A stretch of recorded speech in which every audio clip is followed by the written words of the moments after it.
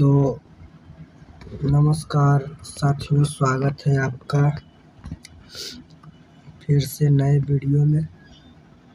तो आ गए फिर से नया वीडियो लेकर के। तो आज का वीडियो में हम जो आगे बचा हुआ था 4 लाइन कविता किए थे, तो बोले थे कि अगला वीडियो में हम कविता 4 लाइन जो बच जाएगा और क्वेश्चन आंसर ऑब्जेक्टिव का क्वेश्चन आंसर करेंगे इस वाले वीडियो में। और इसके बाद वाले वीडियो में हम क्वेश्चन आंसर लाएंगे एनएपी टाइप का, जितना कि ला देंगे, बता देंगे, समझा देंगे क्वेश्चन। उससे एक क्वेश्चन भी ज़्यादा आपके बोर्ड एग्ज़ाम में आने का चांस नहीं रहेगा। तो खैर चलिए हम अपना टॉपिक पर आते हैं। तो हमारे टॉपिक पर आने से पहले हम ये जो पार्ट है जो अभी आप देख रहे हैं, ये मैंने उस वाले वीडियो में करा दिया था। एक बार मैं और दोहरा देता हूँ यह लाइन को। यह कविताएं पढ़ना क्या था, हमको पढ़ना यह था कि यह एक कि एपिटाफ है। एपिटाफ का हिंदी समाधि लेख होता है। समाधि लेख होता है कहने का मतलब कि जब कोई मर जाता है तो उसका समाधि बना दिया जाता है, कब्र बना दिया जाता है, और उसके कब्र पे जो कुछ लिखा जाता है उसे ही समाधि लेख कहते हैं। तो और इसमें कवि अपने गम को व्यक्त करते हैं एक औरत के लिए, और कवि को ऑर्डर ऑफ मेरिट से सम्मानित भी किया गया था 1953 में, जो कि किए थे क्वीन एलिजाबेथ द्वितीय ने। और वाल्टर डेलामेयर का जन्म 1873 में हुआ था और मृत्यु 1956 में हुआ था। तो यही कुछ बातें हैं। तो ऑब्जेक्टिव में बाकी आपका क्लियर होते जाएगा, ज़्यादा दोहराने की ज़रूरत नहीं है। ऑब्जेक्टिव आपका इस चैप्टर में लगभग 30 ऑब्जेक्टिव हम लेकर के आए हैं। कितना छोटा सा कि ये कविता है, उसमें से हम 30 ऑब्जेक्टिव निकाले हैं। तो देख लीजिएगा एक बार। हाँ, लेकिन पूरा वीडियो एक बार ज़रूर देखिएगा, पूरा वीडियो देखिएगा, और नहीं होगा तो 1-2 बार दोहरा लीजिएगा वीडियो को। उससे क्या होता है कि ज़्यादा समझ में आता है। तो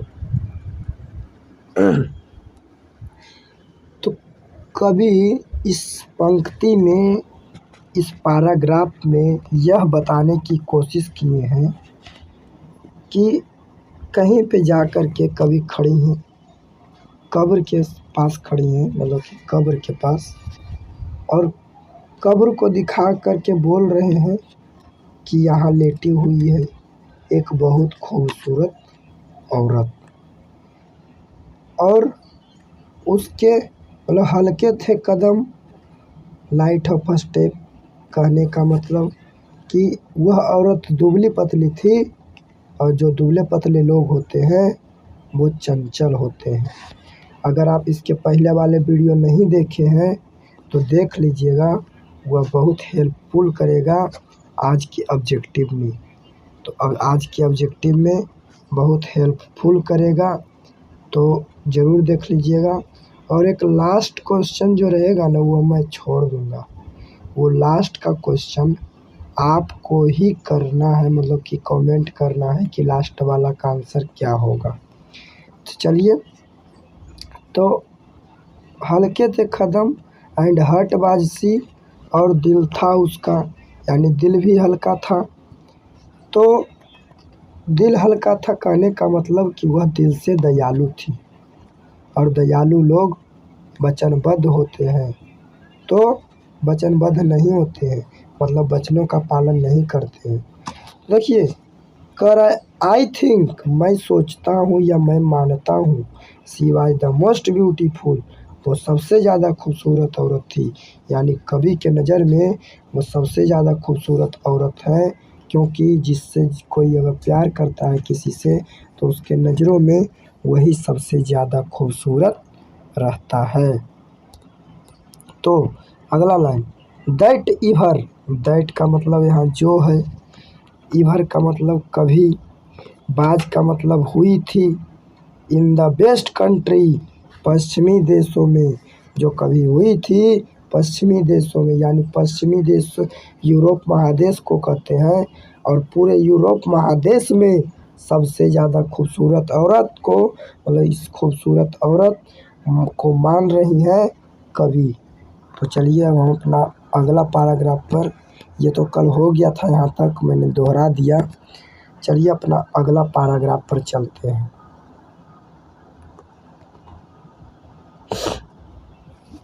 यहाँ से देखिएगा ध्यान, कह रहा है बट, क्या हुआ, रुक जाइएगा, बट, अरे लव,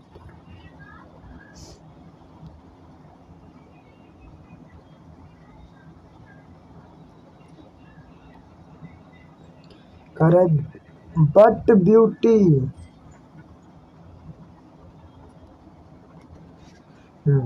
बट ब्यूटी, अरे यार क्या हो रहा है।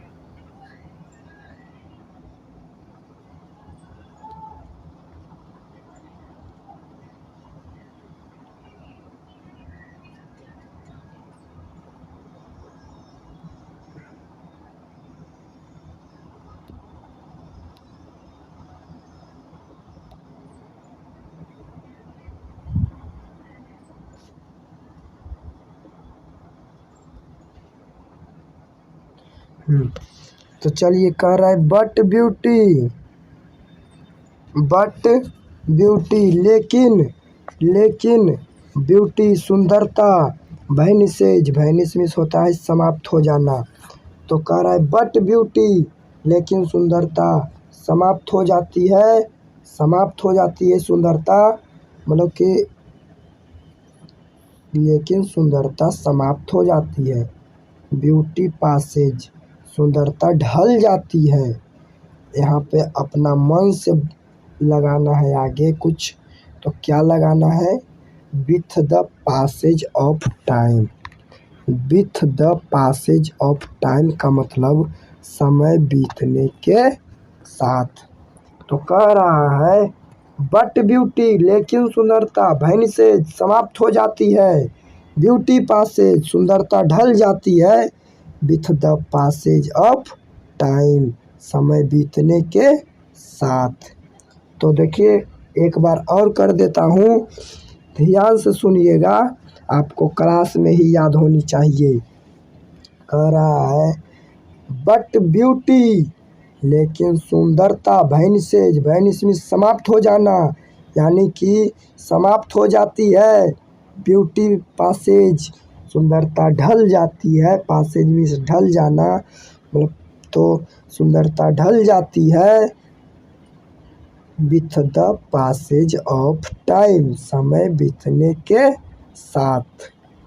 तो देखिए अगला पंक्ति में, अगला लाइन में चलते हैं। कह रहा है हाउ इवर, हाउ इवर का मतलब होता है, हाउ इवर का मतलब यद्यपि, यद्यपि, यद्यपि। तो कह रहा है हाउ इवर, यद्यपि, रेयर, रेयर, रेयर का हिंदी होता है दुर्लभ, रेयर का हिंदी दुर्लभ भी होता है, अनुपम भी होता है, अनूठा भी होता है। तो आप कह सकते हैं कि रेयर, रेयर यानी दुर्लभ से दुर्लभ, अनुपम से अनुपम, अनूठा से अनूठा। तो कह रहा है कि आपका जो सुंदरता है वो दुर्लभ से दुर्लभ, अनुपम से अनुपम, अनूठा से अनूठा ही क्यों ना हो, समय बीतने के साथ वो समाप्त हो जाती है।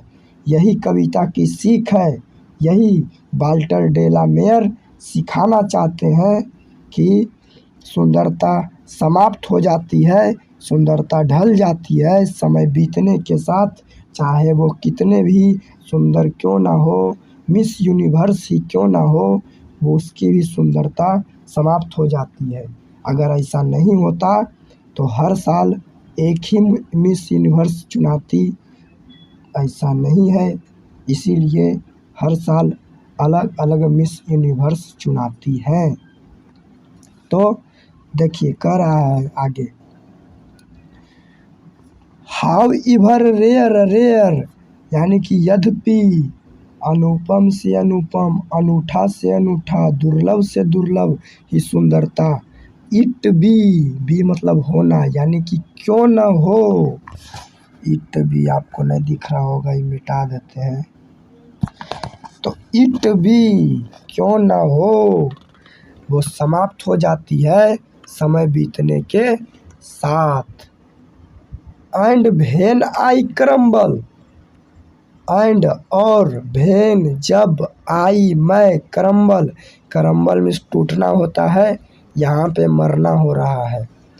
तो देखिए कह रहा है व्हेन आई क्रम्बल, जब मैं मर जाऊंगा, हु विल बी रिमेम्बर, कौन याद करेगा, कौन याद करेगा। जैसे मैंने कहा कि नाला में कौन कूदेगा, तो 99% बच्चे कहेंगे कि नहीं मैं नहीं कूदूंगा, मैं डुबकी नहीं लगाऊंगा नाला में। तो उसी प्रकार से कह रहा है व्हेन आई क्रम्बल, जब मैं मर जाऊंगा, व्हेन विल मतलब हु विल बी रिमेम्बर, कौन याद करेगा, यानी कि जब मैं मर जाऊंगा तो कौन याद करेगा, दैट मीन्स कोई याद नहीं करेगा। This lady of the best country, यानी कि इस पश्चिमी देश के खूबसूरत औरत को, यहाँ पे सिर्फ लेडी लिखा है, देख लीजिए। यहाँ पे आपको मन से लगाना है, लेडी के पहले ब्यूटीफुल लगाना है, ब्यूटीफुल या ब्यूटी। तो कह रहा है, ध्यान से सुनिएगा, दिस लेडी यानी कि this beautiful lady of the best country, यानी कि इस पश्चिमी देश की खूबसूरत औरत को कौन याद करेगा, यानी कि कोई याद नहीं करेगा इस पश्चिमी देश की खूबसूरत औरत को। यही इस कहानी में बताने की कोशिश किया गया है।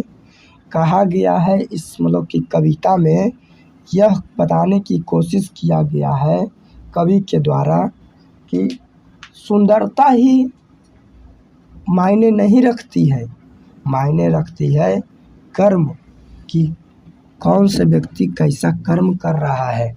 जैसे अगर कोई आपके गांव में कोई मर जाता है, तो अगर वो सुंदर रहता है तो ऐसा नहीं कोई कहता है कि जे हाय रे मर गए जे कितना सुंदर है, ऐसा नहीं कहता है। कहता है कि हाय रे मर गए जे मतलब कि कितना बढ़िया आदमी हल्ले, सबके काम में हाथ बटा दे हले, सबके काम में हेल्प करो हले, केकरो घर में कुछ शादी ब्याह रहो हले तो सबके हेल्प कैले बोलो हले। दैट मीन्स उसका गुणगान हो रहा है उसके कर्मों का, न कि उसके सुंदरता का। ऐसा नहीं होता है कि कोई अगर कुरूप है और वो मर जाता है या फिर नहीं मरता है तो कहता है कि कुरूप है मर जीते अब जल्दी, ऐसा नहीं होता है। तो यही इस कहानी की सीख है कि सुंदरता मायने नहीं रखती है, मायने रखती है आदमी के कर्म की। इसलिए आप कर्म अच्छा कीजिए। जैसे कि एक लड़का रहता है, क्लास में जाता है और कहता है, क्लास में लेट से जाता है और कहता है, कोई बैठल है बेंच पे, उसको कहता है कि अरे हट, तो जो बैठा रहता है वो कहता है कि नहीं हटबो। और एक लड़का आता है जो कहता है कि भैया जी हमरो बैठा दबो जरी सुन। अगर जो उससे छोटा भी है तो यो भैया बोल दिया, अब वो सोचेगा कि अरे हमको भैया बोल दिए, तुरंत उस साइड दे देगा कि नहीं बैठिए नहीं। तो सुंदरता मायने नहीं रखती है, मायने रखती है आदमी के स्वभाव, आदमी के व्यवहार कि कैसे हैं, कर्म मायने रखती है। तो चलिए, इस कविता की यही सीख थी। तो चलिए आगे बढ़ते हैं हम अपने क्वेश्चन की तरफ।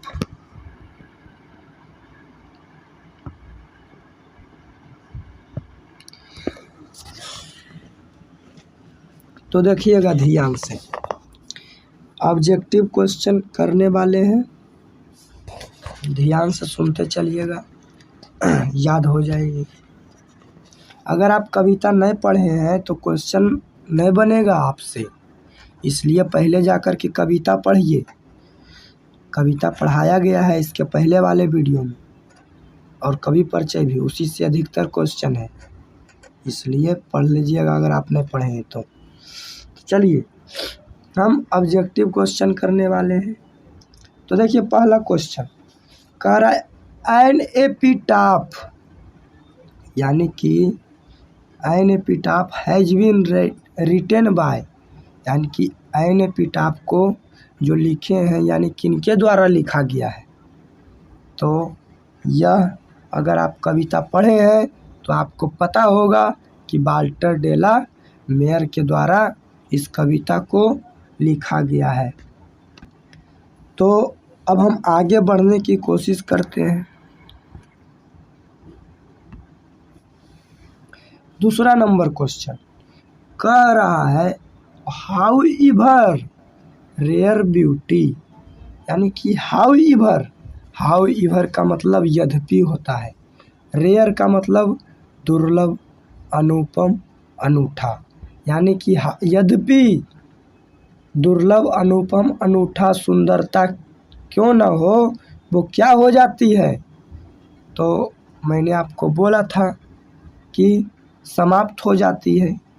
तो समाप्त हो जाती है, कितनी भी सुंदरता क्यों ना हो वो समय के साथ समाप्त हो जाती है, यानी समाप्त होना का मीनिंग वैनिसेज, वैनिस होता है तो वैनिसेज हो जाएगा। ऑप्शन नंबर सी, शायद समझ में आ रहा होगा। चलिए आगे बढ़ते हैं। कह रहा है द पोएट, यानी कि कवि एक्सप्रेसेज व्यक्त करते हैं हिज सैड फीलिंग्स, अपने गम को, यानी कि कवि अपने गम को व्यक्त करते हैं फॉर ए, यानी कि फॉर ए किसके लिए व्यक्त करते हैं। तो या तो अगर आप पढ़े होंगे इस कविते को तो आपको पता ही होगा कि गम व्यक्त करते हैं एक लेडी के लिए, एक औरत के लिए। तो इसका सही answer option number D lady हो जाएगा। तो चलिए अगला क्वेश्चन पे हम चलते हैं। तो देखिएगा कह रहा है क्वीन एलिजाबेथ द्वितीय हॉनर्ड, यानी कि हॉनर्ड मिस होता है सम्मान करना। तो क्वीन एलिजाबेथ सम्मान करते हैं, सम्मान किए हैं हिम, उन्हें with the order of merit in, यानी कि क्वीन एलिजाबेथ उन्हें सम्मानित किए हैं ऑर्डर ऑफ मेरिट के द्वारा। कब किए हैं वही इसमें पूछा जा रहा है कि ऑर्डर ऑफ मेरिट के द्वारा कब किए हैं सम्मानित। तो अगर आप पढ़े हैं तो आपको पता है कि 1953 में क्वीन एलिजाबेथ द्वितीय ने ऑर्डर ऑफ मेरिट के द्वारा सम्मानित किए थे। क्वेश्चन कैसे भी पलट करके भी दे सकता है, कहेगा कि इसे ऑर्डर ऑफ मेरिट के द्वारा 1953 में किसने सम्मानित किया। तो क्वीन एलिजाबेथ द्वितीय, अब कहेगा क्वीन एलिजाबेथ द्वितीय ने 1953 में किसको सम्मानित किया या फिर कौन सा अवार्ड से सम्मानित किया। तो ऑर्डर ऑफ मेरिट, यानी कि क्वेश्चन अलट पलट करके दे सकता है, यानी आप नहीं पलटिएगा, आप सीधा ही रहिएगा। तो चलिए आगे देखते हैं। कह रहा है Walter de la Mare was born in, यानी कि वाल्टर डेला मेयर का जन्म पूछ रहा है। बोर्न का मतलब जन्म। तो ये तो अंधेरों कानों लंगड़ों बतैते कि वाल्टर डेला मेयर का जन्म 1873 में हुआ था कार्लटन गांव में, केंट जिला में, इंग्लैंड देश में। तो चलिए आगे बढ़ते हैं।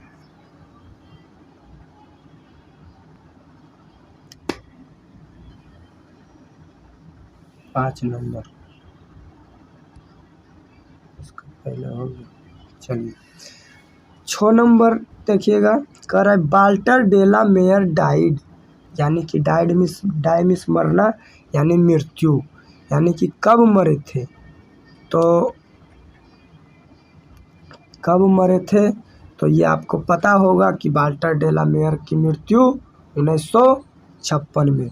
7 number question, Walter de la mayor की न्यू, यानी कि वाल्टर डेला मेयर जानते थे एक, क्या जानते थे, किनको जानते थे, तो जानते थे तो वाल्टर डेला मेयर जानते थे, लेडी को जानते थे, लेडी को जानते थे, लेडी को जानते थे, यानी कि औरत को जानते थे। तो शायद आपको समझ में आ रहा होगा। 7 ये तो हो गया। चलिए अगला क्वेश्चन करते हैं 8 नंबर। कह रहा है द पोएट, कवि, थिंक्स, यानी कि कवि मानते हैं या सोचते हैं, दैट जो खाली स्थान इज नॉट एवरलास्टिंग, एवरलास्टिंग का हिंदी साथियों चिर अस्थाई होता है। क्या होता है, चिर अस्थाई।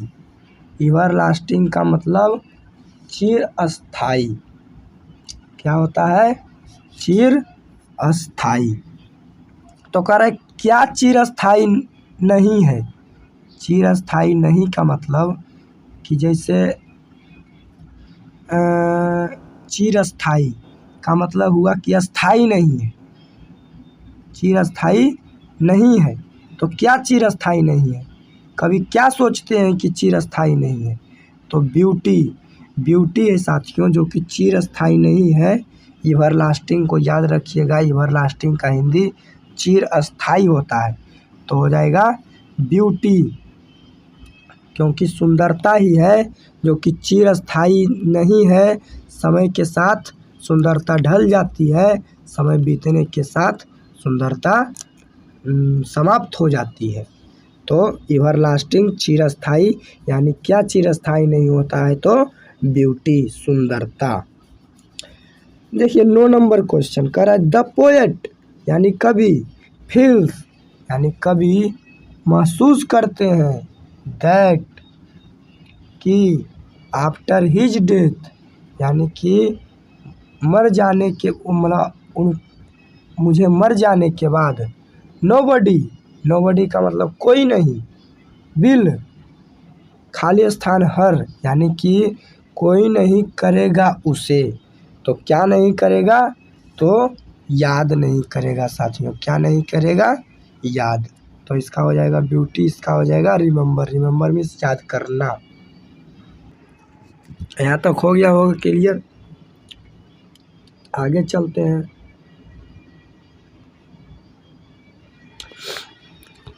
ग्यारह नंबर हो गया ना, नहीं हुआ। तो देखिए कह रहा है who has retain A number of, यानी कौन लिखे हैं, ए नंबर ऑफ यानी बहुत ज़्यादा, पोएम्स कविता, फॉर चिल्ड्रेन यानी कि बच्चों पे कौन बहुत ज़्यादा कविता लिखे हैं।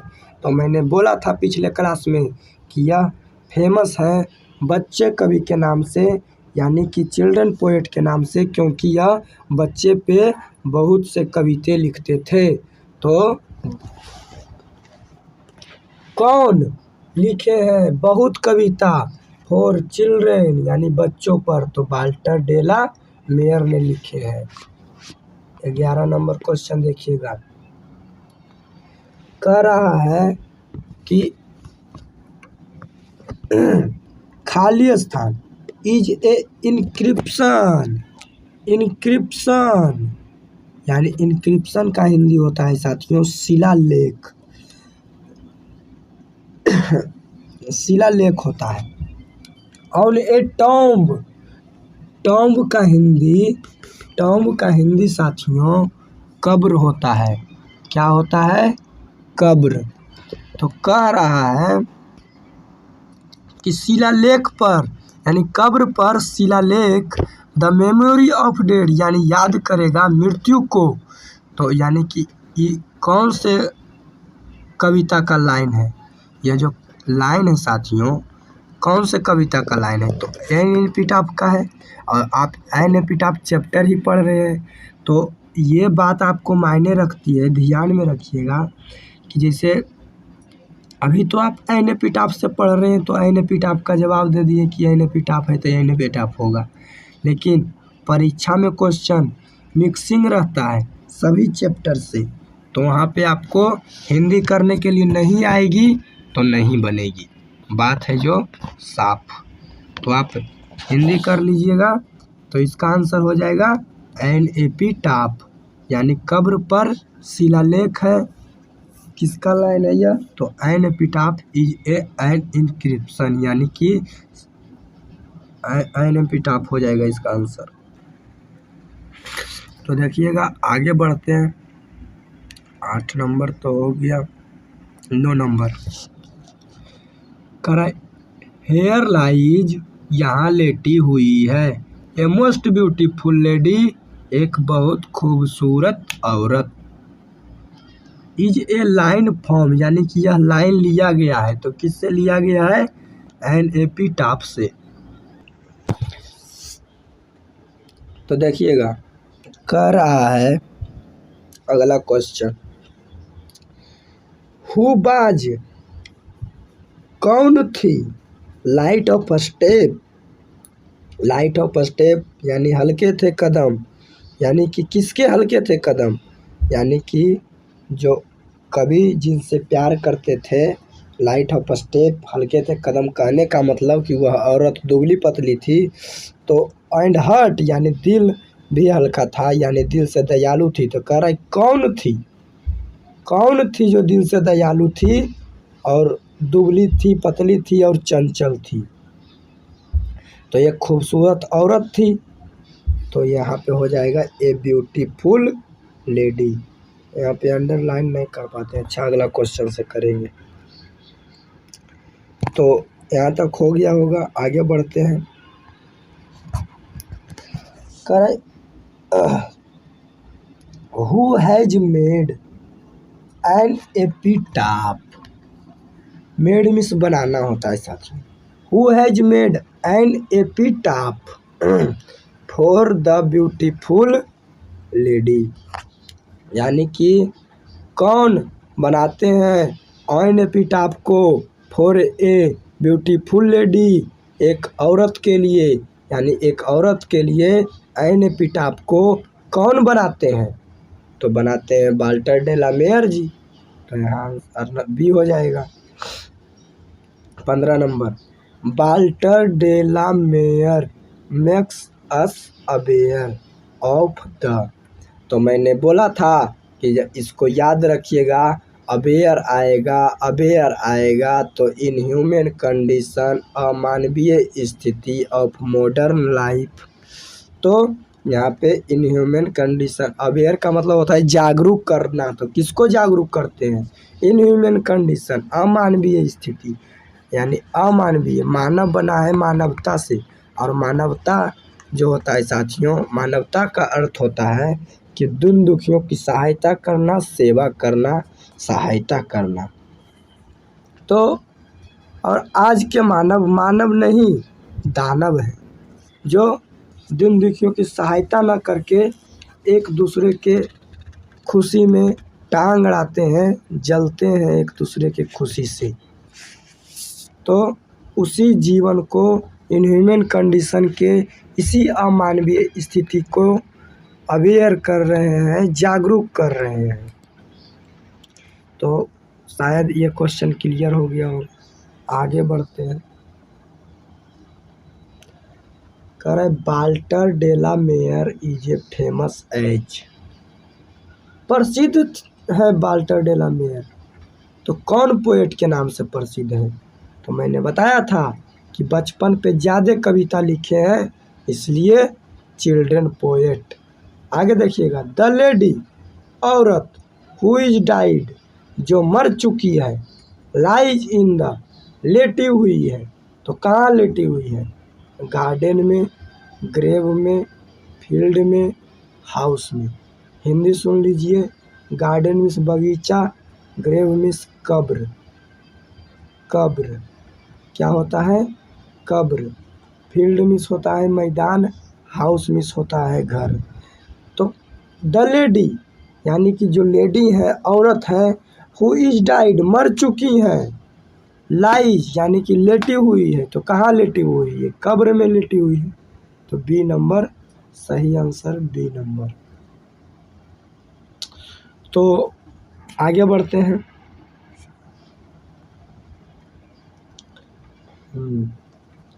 ध्यान से सुनिएगा। कह रहा है एंड व्हेन आई क्रम्बल, और जब मैं, क्रम्बल मीन्स मैंने बोला था टूटना होता है, लेकिन यहाँ पे मरना हो रहा है।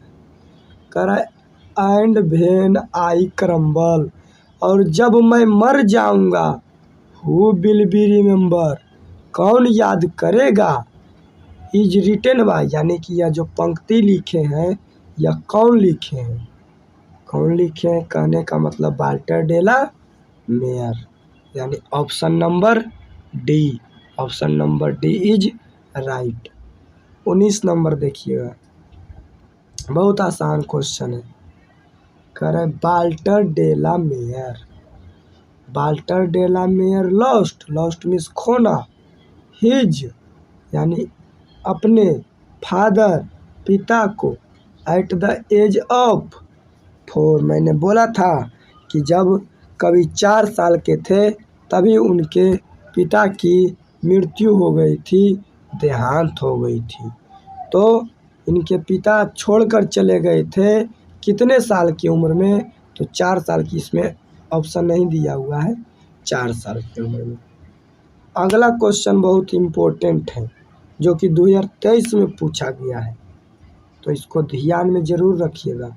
इसी साल पूछा गया है, इसी साल। ध्यान से सुनिएगा, बोल देते हैं। कह रहे Walter de la Mare belonged to, यानी कि वाल्टर डे ला मेयर संबंध रखते हैं। तो देखिए ये इम्पोर्टेंट क्वेश्चन है। जैसे अभी क्या चल रहा है, अभी जैसे मैं कोई पूछा कि तुम अभी कौनवीं शताब्दी में जी रहा है, तो जैसे अभी चल रहा है 2023, तो स्टार्टिंग के 20 में एक जोड़ दीजिए, स्टार्टिंग के 20 में एक जोड़ दीजिए, यानी 21वीं शताब्दी चल रहा है साथियों। कौनवीं शताब्दी चल रहा है? 21वीं शताब्दी। उसी प्रकार से वाल्टर डे ला मेयर की मृत्यु हुई थी 1956 में, तो 1956 यानी कि 1956 यानी कि पूछा जाएगा कितने सेंचुरी, यानी कि बिलोंग टू संबंध रखते हैं कौनवीं शताब्दी से, तो स्टार्टिंग के 19 में एक जोड़ दीजिए, यानी 20वीं शताब्दी हो जाएगा। तो 20वीं शताब्दी आंसर हो जाएगा इसका, 20वीं शताब्दी। अगला देखिए, कह रहा है वाल्टर डे ला मेयर बाज ए, यानी वाल्टर डे ला मेयर थे एक, तो क्या थे? आप जानते हैं पोएट तो है ही है, साथ साथ नोवेलिस्ट भी है। नोवेलिस्ट का हिंदी होता है उपन्यासकार, उपन्यासकार। एंड शॉर्ट स्टोरी राइटर, और छोटे कुछ स्टोरी लिखे हैं, कहानी लिखे हैं, उसके राइटर भी हैं। तो ये हो जाएगा हमारा poet, novelist and short story writer. आशा करते हैं समझ में आया होगा। आगे बढ़ते हैं। ये ध्यान से सुनिएगा क्योंकि ये थोड़ा सा मतलब कि टफ है। कह रहा है वाल्टर डेला मेयर शो, यानी वाल्टर डेला मेयर दिखाते हैं फ्रेश इंटरेस्ट। इंटरेस्ट मीन्स रुचि रखना। क्या रखना साथियों? रुचि रखना। तो दिखाते हैं रुचि रखने में, तो रुचि रखने में दिखाते हैं, इसका आंसर होगा ओल्ड थीम्स। अब आप कहोगे कि क्यों होगा ओल्ड थीम्स? तो यह ओल्ड रुचि दिखाते हैं, मतलब पुराने रुचि दिखाते हैं। जैसे यह शुरू से ही बच्चे पे कहानी या मतलब कि कविता लिखते थे, पोएम लिखते थे, और ओल्ड तक, बूढ़े तक लिखे, इसलिए इसका हो जाएगा ओल्ड थीम्स। ओल्ड थीम्स हो जाएगा। इसको याद रखिएगा, इसको रट लीजिएगा। जहाँ भी फ्रेश इंटरेस्ट आया और इधर वाल्टर डेला मेयर है तो हो जाएगा ओल्ड थीम्स। Old themes. आगे देखिए, द लेडी मेंशन्ड, यानी the lady mentioned in the poem belonged to, यानी कि लेडी बिलोंग करती है, मतलब कि पोएम में संबंध रखती है। तो क्या चीज़ में संबंध रखती है? पश्चिमी देशों में, तो द बेस्ट कंट्री हो जाएगा। आगे देखिए 24 नंबर क्या कह रहा है। 24 नंबर में कह रहा है द पोएटिक डिवाइस, ये भी ध्यान रखिएगा। पोएटिक डिवाइस पूछेगा तो एम्बिग्यूटी, पोएटिक डिवाइस पूछेगा तो एम्बिग्यूटी का हिंदी अस्पष्टता होता है। अब आप कहोगे कि मैं क्यों मान लूँ अस्पष्टता? मैं नहीं मानूंगा, तो ध्यान से सुनिए, मैं बताता हूँ। पोएटिक डिवाइस का मतलब यंत्र होता है, यानी कि कवि इसमें यंत्र के बारे में कह रहे हैं। और एम्बिग्यूटीज का अस्पष्टता इसलिए है क्योंकि इस कविता में, यानी एन एपिटाफ में अस्पष्टता झलक रही है, जैसे कि हर शब्द स्पष्ट नहीं दिया हुआ है। जैसे कि मैंने पूछा आपसे कि मतलब कि कवि जिसके बारे में, औरत के बारे में चर्चा किए हैं, वो औरत कहाँ की है? तो आप कहोगे इंग्लैंड की, लेकिन उसमें लिखा कहाँ है कि इंग्लैंड की थी? ये तो मैं मान लेता हूँ कि कवि ने प्यार किया है इंग्लैंड में, तो वो औरत भी इंग्लैंड की ही होगी। ऐसा नहीं कि कोई भारत के रहता है तो वो पाकिस्तान में जाकर प्यार करता है। तो उसी प्रकार से तो अस्पष्टता है। और जैसे मैंने पूछा कि कवि तो प्यार करते थे औरत से, क्या औरत कवि से प्यार करती थी? तो आप बोलोगे कि ये तो आप पढ़ाए ही नहीं, तो ये लिखा ही नहीं है, यानी अस्पष्ट, मतलब कि अस्पष्ट नहीं है, अस्पष्ट है, यानी अस्पष्टता हो जाएगा, एम्बिग्यूटी हो जाएगा। द पोएटिक डिवाइस, जैसी पोएटिक डिवाइस आया आपके दिमाग में घंटी बज जानी चाहिए, एम्बिग्यूटी, बीच in the poem an epitaph, ambiguity याद रखिएगा। 24 नंबर हो गया। आगे बढ़ते हैं।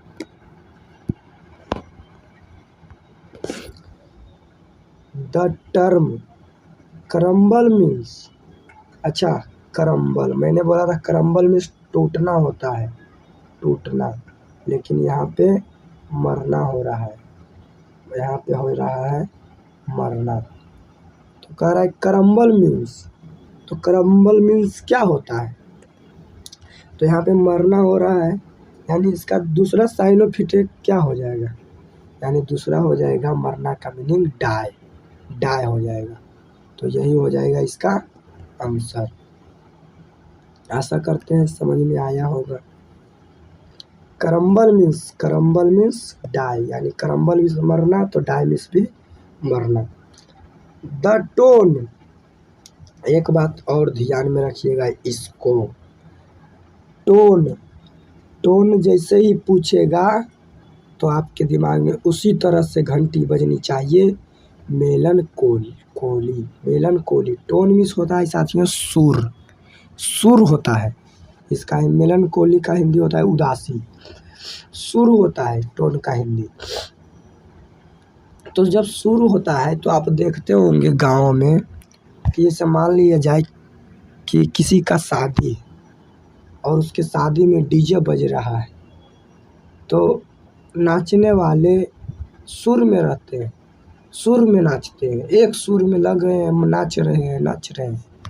जहाँ तक कि आजकल 1-2 साल का बच्चा भी हाथ हिलाता है, सुर में हिलाते रहता है, उसी को सुर कहते हैं। और एक रहता है कि जब कोई मर जाता है तो एक अथी बजाया जाता है, करमठ पे बजाया जाता है एक निर्गुण, उसको भी सुर कहते हैं। तो यहाँ पे क्या चीज़ का सुर हो रहा है? सुर तो हो रहा है, लेकिन कविता है तो कविता में उदासी हो रहा है। तो आप बोलिएगा तो उदासी का तो साइड लिख देना चाहिए, लेकिन नहीं, उदासी का मेलनकोली हो जाएगा, मेलनकोली। तो इसको याद रखिएगा। टोन जैसे ही पूछेगा टोन, तो आपके दिमाग में घंटी बजनी चाहिए मेलनकोली। हम 2-4 बार बोल देते हैं, tone melancholy, tone melancholy, tone melancholy, tone melancholy, tone melancholy, tone melancholy, tone melancholy, tone melancholy. शायद समझ में आ गया होगा। तो चलिए अगला लाइन देखते हैं। कह रहा है ब्यूटी वैनिसेज, सुंदरता समाप्त हो जाती है, सुंदरता ढल जाती है। विथ द, क्या चीज़ के पार हो जाने के बाद, समय क्यों बीत जाने के बाद सुंदरता भी ढल जाती है, तो टाइम हो जाएगा इसका आंसर, टाइम। आशा करते हैं यहाँ तक समझ में आया होगा। फिर से सुनिए, ब्यूटी वैनिसेज, सुंदरता समाप्त हो जाती है। अरे यार गलती से चल गया था। कह रहे सुंदरता समाप्त हो जाती है with the passage of time, time को मतलब कि मथी ढल जाने के बाद। चलिए आगे देखते हैं। 28 नंबर कह रहा है and when I crumble, and when I crumble, और जब मैं मर जाऊंगा, वो विल बी रिमेंबर, कौन याद करेगा। तो देखिए एंड वेन आई यानी कि कह रहे हैं कभी कि मैं जब मर जाऊंगा तो कौन याद करेगा। तो यहाँ पे फिर कह रहा है who is I in the line, यानी कि किसके लिए आई का मतलब आई जो आया है किसके लिए आया है। तो आई आया है कवि के लिए, कवि कह रहे हैं कि जब मैं मर जाऊंगा तो कौन याद करेगा, यानी इसका आंसर हो जाएगा कवि यानी पोएट।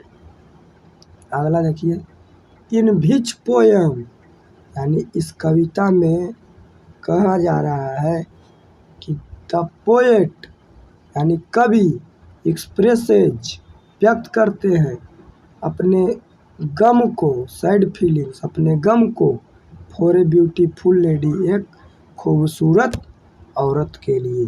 तो कह रहा है इन विच पोएम डज, यानी यह कौन पोएम है। तो कौन पोएम है 4 गो में चुन के बताना है, और जब चयन का प्रयोग रहता है, चयन का सवाल रहता है तो विच का प्रयोग होता है, तो इसीलिए यहाँ पे विच आया है। तो यहाँ पे हो जाएगा आंसर एन एपिटाफ, क्योंकि एन एपिटाफ में ही हम सैड व्यक्त करते हैं, गम व्यक्त करते हैं। आगे बढ़ते हैं। कह रहा है बाज हॉनर्ड, यानी कि हॉनर में सम्मानित करना, यानी कि सम्मानित किए गए थे ऑर्डर ऑफ मेरिट इन 1953। यह 2022 में पूछा गया सवाल है, इन 1953। तो इसका आंसर आपको कमेंट में कमेंट करना है कि इसका सही आंसर क्या होगा, क्योंकि मैंने 29 क्वेश्चन तक बताया, इस टाइप का भी क्वेश्चन था। तो आशा रखते हैं कि आप बता दीजिएगा। तो मिलते हैं नेक्स्ट वीडियो में, तब तक के लिए जय हिंद।